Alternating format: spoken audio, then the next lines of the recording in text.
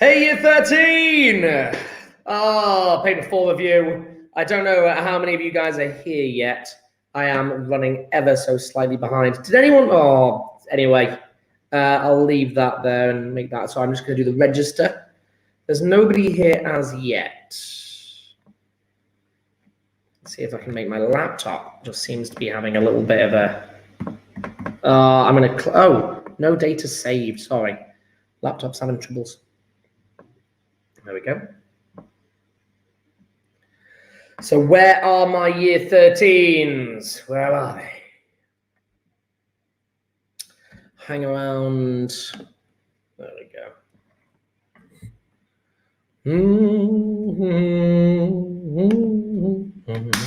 Year 13.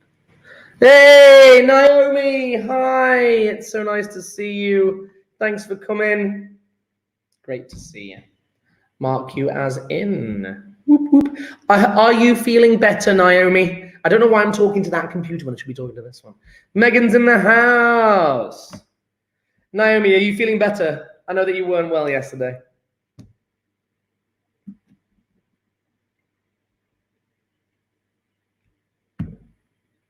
Yep, good. Glad to hear it. Oh, guys. I'm nervous about going through this paper. A2 papers are hard. It's going to be as good for me as it is for you guys. Yeah, this is going to be fascinating. I need you guys to be keeping up with me in terms of be useful to keep track of the multiple choice. I know the papers are long and the questions are hard. So I'm hoping today in paper 4 to complete all of the multiple choice. Should take me 20 minutes. It won't. But all of the multiple choice and get through a good section of part B for unit 4. Hey, Maxine, good to see you. I'll mark you as in. And I'm just waiting for Josh and Jassim now.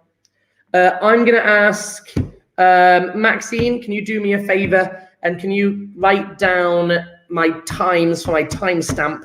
Can you just do start of multiple choice, end of multiple choice, and then questions that we managed to do in the paper? ASDF. I don't know what that means, Jassim. No idea. But I'll mark you as in. Just missing Josh now. Let's see how long it takes Josh to appear. And then we can start our paper. So we are doing today, folks. We are doing, hang on a second. We are doing October 2018. I don't know what that means, Jassim. Jassim, you've gone mad. Mad. Completely mad. Completely. Oh, no. Oh, Maxine. Timestamp don't appear on live. No, I know. But you're going to write down them and then I can attach them after. So then people, when they watch back, they get the timestamps. That's the plan. Right, I'm going to get cracking, folks. I don't have time to wait for Josh, who's late. I'm going to mark him as absent. Mark Josh as missing. Save. And I'm going to crack straight on, folks. Crack straight on with my lesson. Oh, need to share my... Oh, there's Josh. Josh! There he is. He's it. We're in. Guys, do you like my t-shirt today? Yeah, never trust an atom. They make up everything. Internet. Yeah, sure, Josh. Sure. Share screen. We're in. We're up and running. Right, let's see how we can get on with this, folks. Woo! Right. It all begins. Did you make that yourself, sir? No, of course I didn't, Naomi, but that would have been cool. Oh, I would have loved that. How good would that have been? Oh, might start my own t-shirt making company. How good would that be? Right. Okay, folks. Let's crack on. So, October 2018, paper 4, general chemistry, yada, yada, yada. And I'll hide that into multiple choice. For a zero-order reaction, the units of the rate constant K are... Rate, I'm in the highlighter. We know that rate equals K X, whatever these might be. Yeah, they could be infinite number of these, but they just said that it's 0 order for all of them. So it vanishes. So the rate constant has the same units as rate itself. C. Next, which reaction could have its progress continuously monitored by measuring a change in pressure? Right. Okay. So you're gonna have a look for gas change. No, can't do that one because two moles of gas on each side. Yeah, 2 and 2. Pressure won't change as the reaction proceeds. Next one, 3 on this side, 2 on this side. Potentially, that would decrease as the reaction progressed. Next one, aqueous, aqueous, aqueous, aqueous. No gas anyway. Won't happen. Aqueous, aqueous, aqueous, liquid, aqueous. No, the answer's B. We're done. Next, the rate of decomposition of X is first order. The correct graph is A. Thank you very much. The concentration of X, if it's first order, will give a directly proportional rate graph to the rate. Concentrate as X increases, rate increases because it's first order. Agreed? Yeah. If it was second order, it would be that. Yeah. If it was 0 order, it would be that. Agreed. I like it. So A, next. The oxidation of sulfur dioxide is a reaction in the manufacture of sulfuric acid. What are the signs of the entropy change of the system and the surrounding? Right, system is super. Yeah, products minus reactants. So the entropy here, this is entropy, by the way, of the system, of cis. So we've got more gas here, 3 moles of gas here, 2 moles of gas here. That's therefore going to be a decrease in entropy. Yeah, it's becoming more ordered. So the system, yeah, is going to be minus delta S, going to be negative, losing disorder. Yeah, entropy change for the surrounding, well, it's exothermic. And we know that delta S surroundings is delta S over T delta H over T delta S. I don't know. Minus, I've forgotten it. Minus T delta S. Delta H is minus T delta S. Oh, I've got to rearrange it. Hang on a minute. Delta H equals minus T delta S. Surroundings. Yeah, sir. Reorganize it. Delta S surroundings equals delta H minus delta H over T. That's better. Delta H minus delta H over T. Yeah, thanks, Naomi. Yeah. So then what does that mean? It's exothermic. So the delta H surroundings is always going to be negative as well. Because if that's the case, then delta S surroundings has a negative minus divided by a positive. It's still going to be minus. So it's going to be negative. So both are going to be negative. D. Am I correct, folks? No idea. We'll check. I do have an idea. I'm pretty sure it's D, but still. The molar entropy of a perfect crystal is 0 at absolute 0. Can't be anything else. Can't have a molar entropy accepted that. Am I wrong? Oh, no.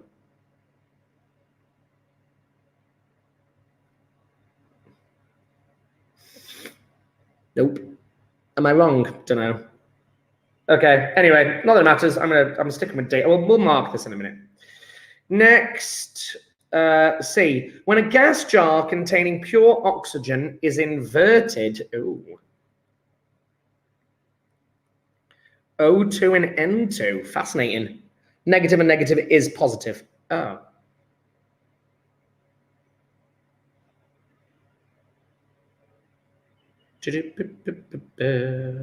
Oh!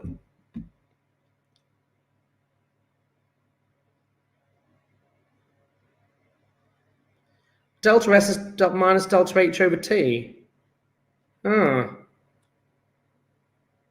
Oh, it is. You're absolutely right.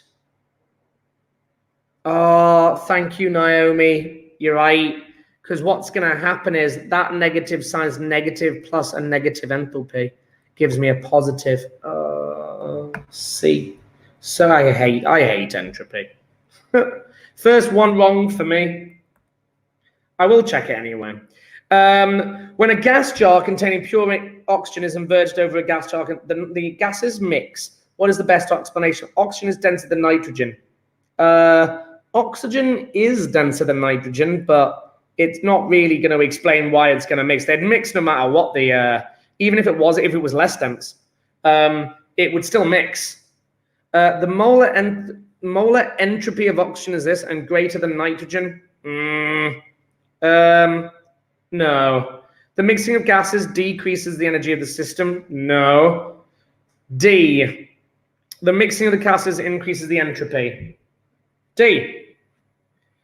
That's what I believe it to be. Next, number 7. Which equation shows the relationship between the equilibrium constant and entropy for the reaction? Shrink. Now, you've got to remember that we've got delta S total, delta S cis, and delta S surroundings. And I've just got my equation wrong for my delta S. Obviously, this one is equal to these two sum. This surrounding is super, yeah, P minus R. And then this is delta S is minus delta H over T. Yeah. So what we realize is that these two are combined to form that one. And to link the rate constant, the equilibrium constant in, you must use total. So it's going to be C. You've just got to learn all these equations for that, I'm afraid. Oh, Jasim, A, it's A. I put A as well, but it's C because it's delta S total.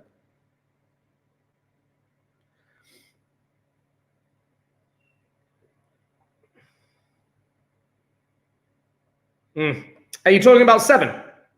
It's definitely C. Yeah, it's C. Next. Yeah, because, yeah, you just have to remember, Jasim, that shrink is delta S total. Yeah, go figure. LNK. I call it shrink just to help me remember it. I always remember that delta S equals shrink. Yeah, I know that the H is missing, but it's just how I remember it. Yeah, RLNK. Shrink, if you like. But that is total. And total is the sum of those two, so it's C. Next, the reaction between carbon monoxide and steam is used in industry to produce hydrogen. The equilibrium constant Kp, 1 and 1 and 1 and 1. That's useful. They're all gases. So no.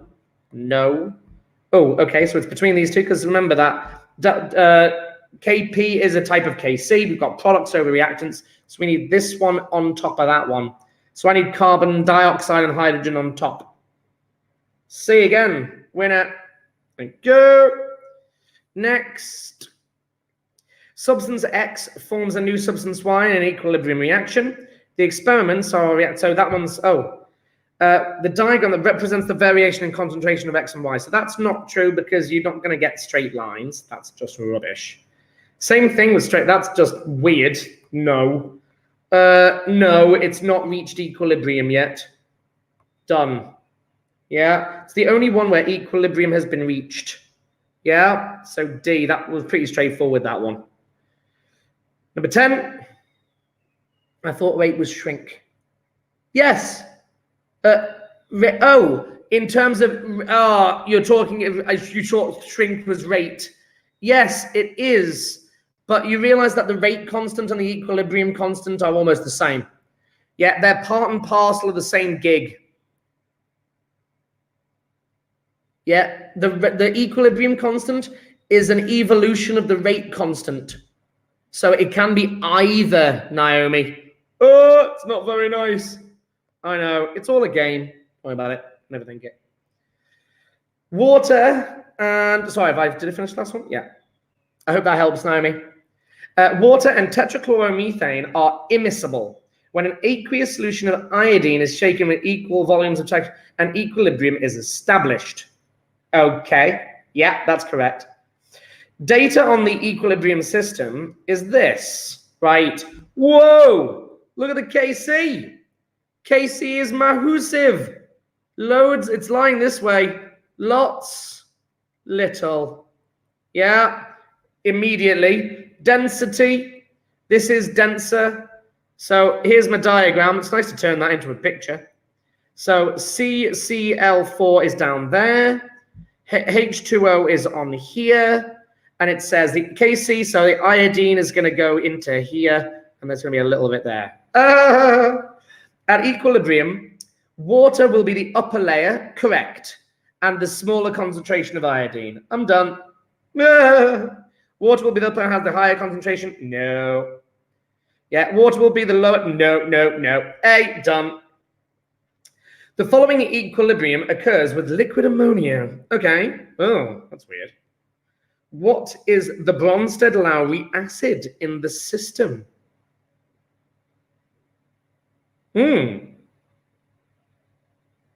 Interesting. It's a trap, just so you know. Can I draw that into the new picture?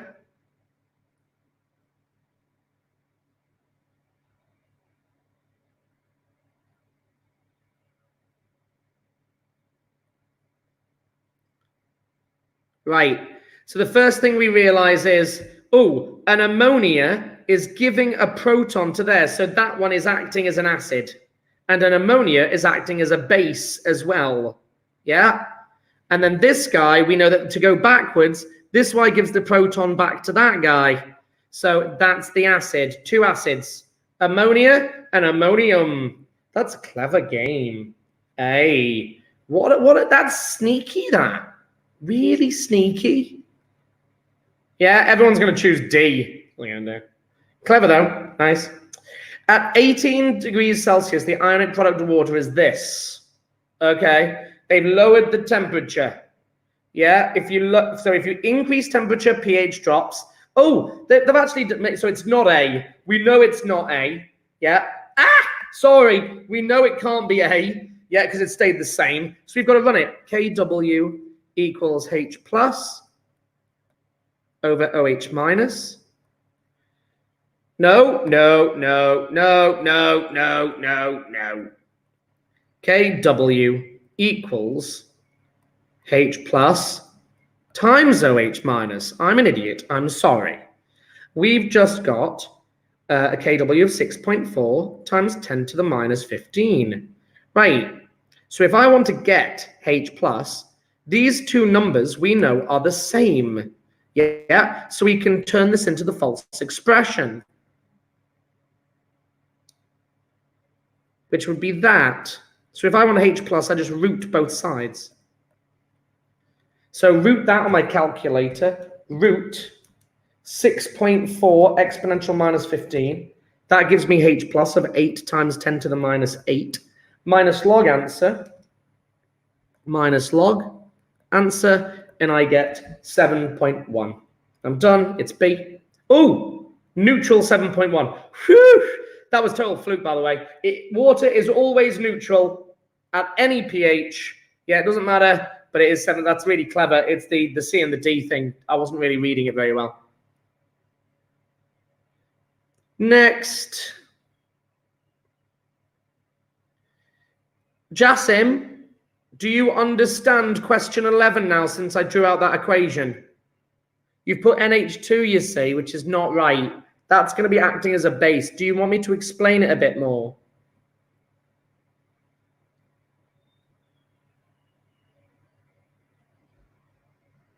Not sure?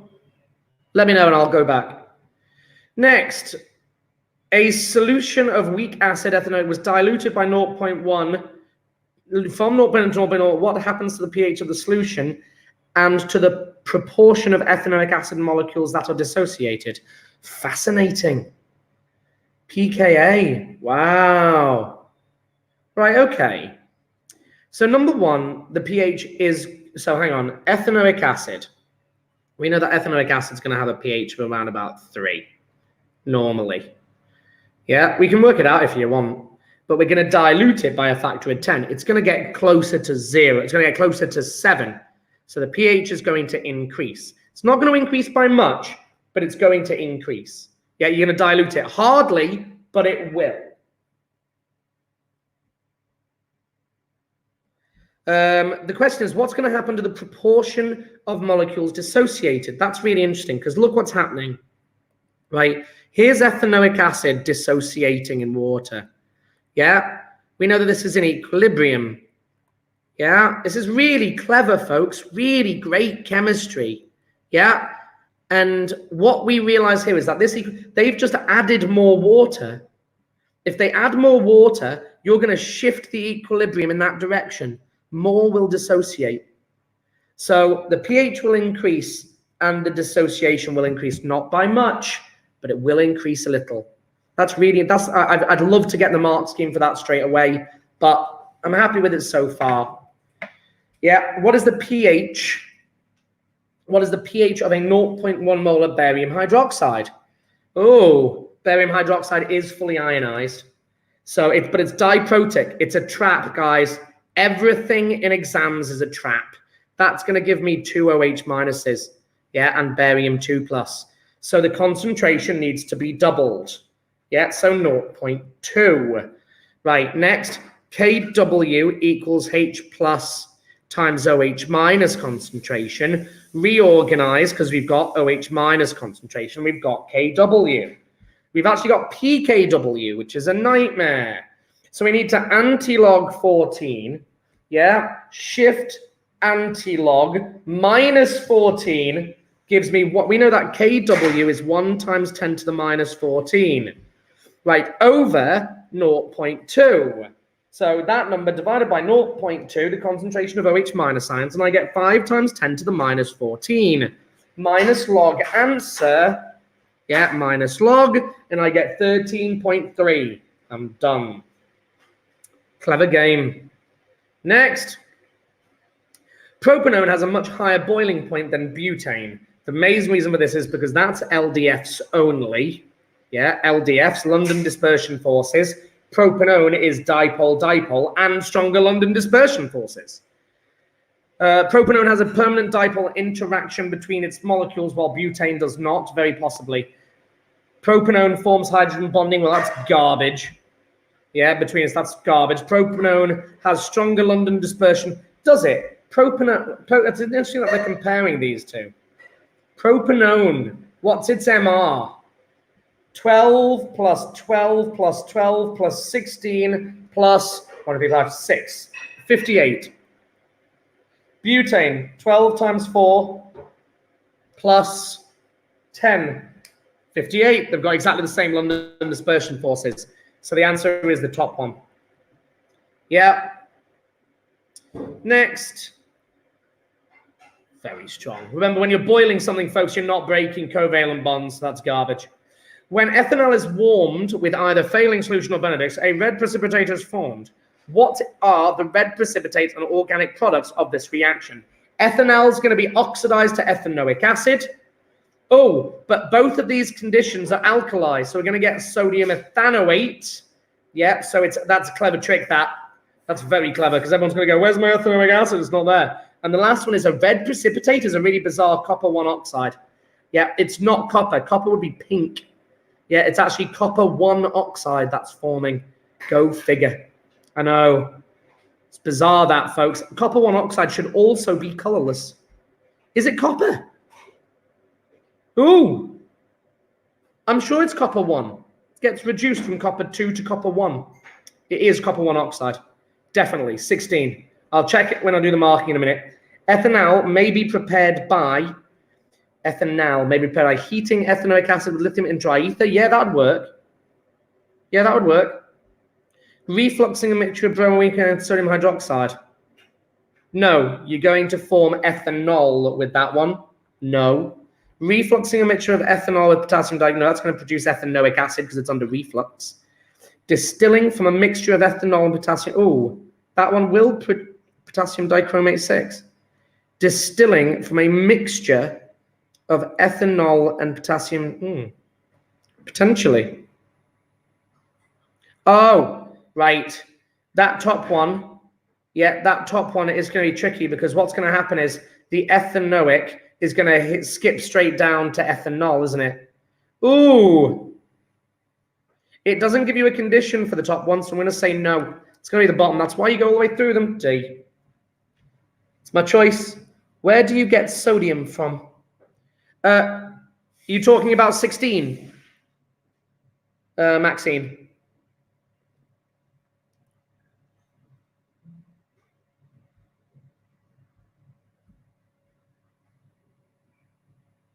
I'll explain that anyway, because that's probably what you're talking about. The reason being, yes, 16, right? We don't. This is a great example of Edexcel and its kind of its idiosyncrasies. That is a bit beyond. You are not expected to know about Benedict's and failings, but in this question, Edexcel are asking you about it. Now, can I just point out that technically they're actually slightly wrong, because failings and Benedict's are actually slightly different in terms of their conditions. But the one that, of course, that we always talk about is failings. Now, failings and Benedict's differ by their pHs. Yeah, Benedict's is essentially a neutral solution or slightly acidic usually, whereas failings is definitely an alkali condition. So if you want to make failings solution, what you're using copper sulfate and sodium hydroxide. It's a basic, by the way, this is a very, very simplistic making. There is more to it than that. But essentially, it's that. Yeah, it's basically copper sulfate and sodium hydroxide for failings. As I said, it's a bit more complicated, but that's essentially it. And what that will do is that's going to the ethanol. When that's added to ethanol, what now happens is that the copper 2+ ions in the copper sulfate is going to act as an oxidizing agent, itself being reduced. Yeah, so it gets reduced to copper 1 ions, and the ethanol becomes ethanoic acid. Yeah, that's what we always recognize, the organic product. But with the sodium hydroxide, with the condition being alkali, that causes it to become sodium ethanoate. I know this is why I have never come across an exam board like it, ever. It's proper crazy. That is beyond A level, but they ask it. You could have done it by process of elimination. You are expected to know the copper 1 ion. So the only one that it could have been really, it can't be ethanol because you know it's being oxidized. Yeah, but they're preying on people's insecurities of what's happening in the process. So it's a really good question that they're saying that you don't need to know the actual failing solution content. You could do it by process of elimination, which I think is fascinating. I don't like it because I think it's unfair, but still. Which pair of compounds, by the way, Maxine, is that okay? Does that explain your question? Yeah? Which pair of compounds can both be separately hydrolyzed in acidic conditions and form propanoic acid? Okay. So hydrolyzed in acidic conditions forming can both need to, okay. So propyl is alcohol. So no, you'll get methanoic acid if you hydrolyze. Methanoic acid if you hydrolyze. Right, these two would give you propanoic acid, these esters. We realize in acidic conditions, you see, I'm just going to explain this. If you have an ester, yeah, if you have an ester, let's do the first one, propyl methanoate. Yeah, there's propyl methanoate. If I hydrolyze this, I split this in acidic conditions, and I will turn this back into the propan-1-ol. The yl becomes the ol, and the O8 becomes the oic. Yes? So if I separate anything with methanoate, it's going to become methanoic acid. So these two are both off the cards because you're going to form methanoic acid when you hydrolyze. However, these two have propanoate, so they're going to form propanoic acid when hydrolyzed in acidic conditions. So then what happens with the nitrile? Well, if you hydrolyze a nitrile, yeah, if you hydrolyze it, you'll turn it into the carboxylic acid. So that's going to be propane nitrile, so it's going to be D. Next, 19. What is the organic product of the reaction between butanoic acid and phosphorus 5 chloride? Right, PCl5. So we're going to batter this and turn it into an acyl chloride, folks. So it's going to be A, most likely. Yeah. So we're recognizing what PCl5 does. Yeah. PCl5 is a powerful chlorinating agent, which turns a carboxylic acid into an acyl chloride. I do actually want to try that practically at some point, because you can't actually buy acyl chlorides in Malaysia. It'd be lovely to actually have a go at trying to synthesize some in lab on a tiny scale that we can then do some tests on. Would be really nice, that. But it certainly doesn't do the others. So A. Last question for the multiple choice, and I'm done. How long have I been going? 30 minutes. It took me longer to do the A to AS ones. Which radiation can be used to initiate some organic reactions? Which type of radiation? UV. Ultraviolet rays, but not really. Absolutely. So it's C. Cool. So radio waves are not used to initiate chemical reactions. They're low in energy radio waves. They're tiny. Whereas high UV is, they're on the opposite sides of the electromagnetic spectrum. Isn't that nice? It's kind of cool, that. But UV, not radio. Cool. That brings us to the end of the multiple choice. How did I get on, folks? Did I just make that one mistake, which Naomi caught? Which one was it? Oh, it was that darn Delta S one. Yeah, I made one mistake there. Did I get all the rest correct? Can someone tell me? Just write all correct on the chat if I did. Really handy. 20 marks. I don't want to move on. I want to check, because I never want to move on from a multiple choice unless I've gone through them all, because I'm as fallible as the next person. Definitely we're all correct. Thank you so much, Naomi. You are a star. Does anybody want me to go through any one of the multiple choices that we've done? Any further explanation? Just give me a number and I'm happy to review again and try to explain in a different way if possible.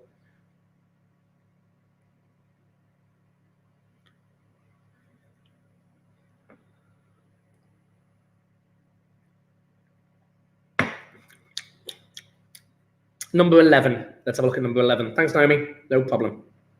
Right. Yes. Okay. The acid base one. Yeah, this was a really, really clever question, because what they're doing is they're asking me, what is the Bronsted-Lowry acid? So the first thing that we need to do is we need to remember that a Bl acid is somebody that donates H plus to somebody else. Agreed? So we could say that in this situation, if we're going to produce X minus and HY plus, we would agree that this one here has given the H plus, it has literally moved over and joined the H minus. Well, they were really sneaky. What they'd done is they'd written the equation like this, and that is totally mean. Yeah, I'm going to form NH4 plus and NH2 minus. I think what we'd all agree is that, would everyone agree that the reverse direction, this reaction here, because we realize that the reaction is reversible, in this direction, I think most people would agree that this picture becomes this. Yeah, we've got 4 H's. Yeah, there's NH4 plus drawn properly. And here's NH2 minus.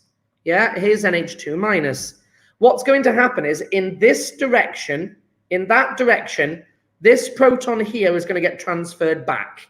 So I think everybody agrees that that is going to be a Bl acid. Do you agree with this, Naomi?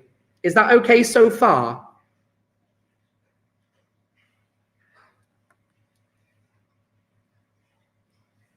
Is that okay so far? So the clever part of this was this bit. It was a trap.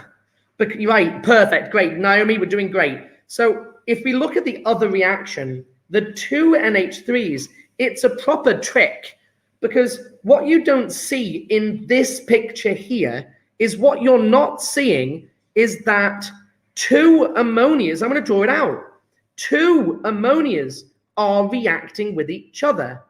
Yeah, that is reacting with another one. And what you realize is that one of them is actually transferring, if these 2 react to produce this, yeah, what we realize is that somebody is losing and somebody is gaining. So this is now minus and that's plus. In that step there, this proton is being transferred, or in this case, to actually match up with the diagram, this one here, whichever H on that molecule, is being transferred over to there, which means this must be a Bl acid. Really clever game, that. Does that now make more sense? I've just drawn out the two bits, the two reactions separately and drawn out to hopefully make that a bit clearer. I really hope that helps. It's genius. Oh, okay, fab. Good. Glad you asked. Really good question. I hope that helps Jassim as well. Yeah, really clever game, that. Number 7. Number 7. Ooh. Laptop's hiccuping a bit. Number 7. Whoosh. Okay. Yeah, there's not an awful lot of explanation for this.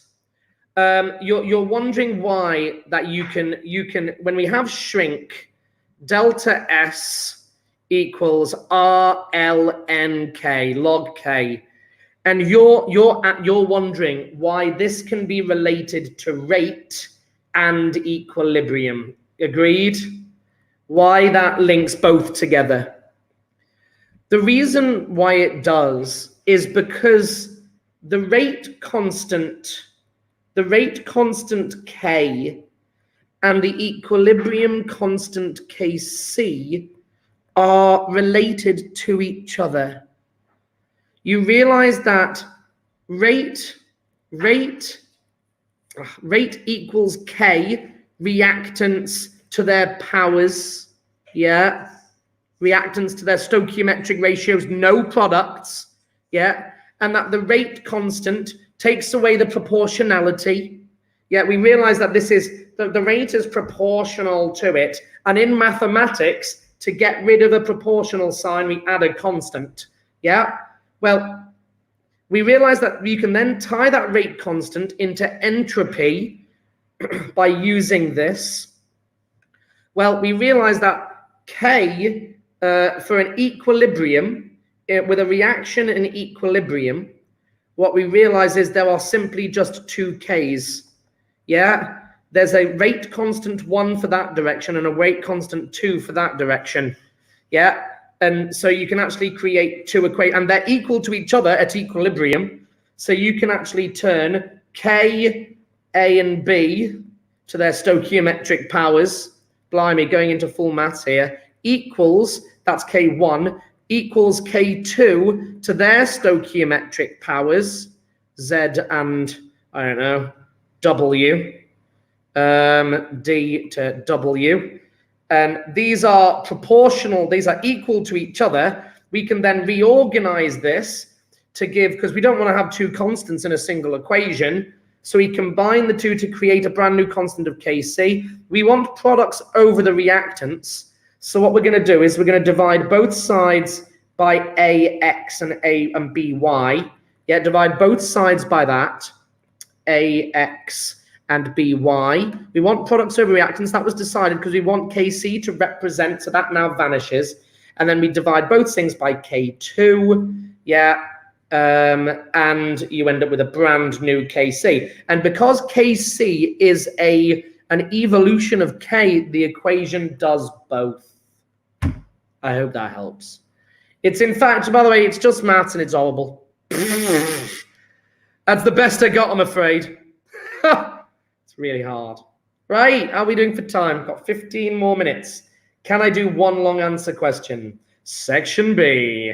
Right, entropy. This is going to be good for me. I haven't spent enough time practicing entropy. Right, number A, airbag safety, yada, yada, yada. Predict the sign of the entropy change of the system. Right, so my 3, as soon as I see entropy, I tend to go, right, system is super. Delta S sys is reactants minus products. That's the easy one.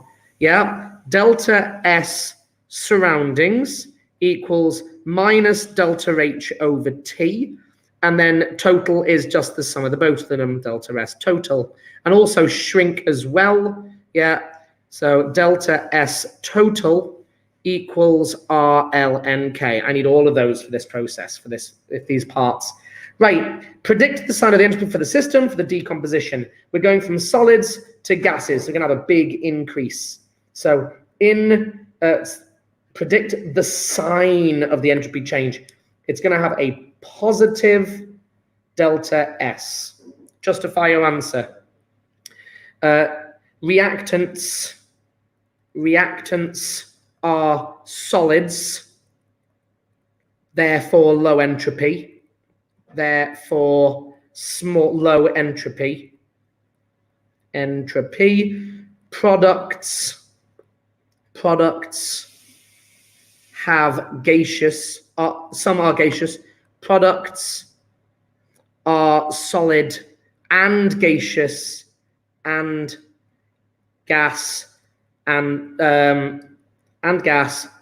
Gas has very large entropy. Therefore, increase. We're done. Next. I thought total was system plus surroundings. It is. Yes. What did I do? System plus surroundings. Yeah. That's what I've done here. Total is just the sum of these two. Yeah. That's all I'm doing. It's all I'm just trying to not have to write it all down. That's what I meant by this. Sorry. That little line there, I was trying to do sum. Yeah, I was just trying to make it shorter and save the space, Naomi. Sorry. Treating this like an exam, really. Right. Calculate the entropy change for the system for the decomposition of the two moles. Give the sign and the units of your answer. Use the data on page 2. Oh, we need data booklets. Oh. You're going to be given these now in a much more data booklet, which is amazing. Although your exams are cancelled, so you're not. No, I mean the K shrink. Shrink, sorry. Oh, that's R, L, and K. It's an R, it's not K. Sorry. I thought it was system and surrounding. Yeah, which is total. Yeah, that's sys total is those two sums. Yeah. I'll make that clearer. R, L, N, K. Make that clearer. Guys, I think at this point, I can't do that question because I don't have the data booklet and I've only got, but isn't shrink rate not total? Rate not total. I'm confused. Oh, yeah. No, Naomi, don't be confused. Don't be confused at all. No. Right, we know when we study entropy, we learn 4 equations. Equation number 1, equation number 2, equation number 3, the total one, which is, if you want me to write it down, I'm happy to do so. 4 equations, yeah? Delta S total equals delta S sys plus delta S surroundings, yes? Plus Sir. Yeah, so there's the 3rd equation, and then you learn a 4th equation, which is there. And all I do is whenever I come across entropy, I like to write them all down because this is just maths using those 4. So I just like to spit them out so that I've got them on hand. That's all. I hope that helps. I can't continue this question, and I really want to. I'm going to end us here, and then I'll do the data next time. Okay, end of part 1. I'm going to end here. I'll do the maths. It's just because I don't have the data book on hand, and I'm going to need that. So we will end it here today, folks. But it has been really good, and I didn't get very far in section B, did I? Nightmare. Let's go back to this. Hey, guys. Thanks so much for coming along. I really appreciate it. I know it's tough.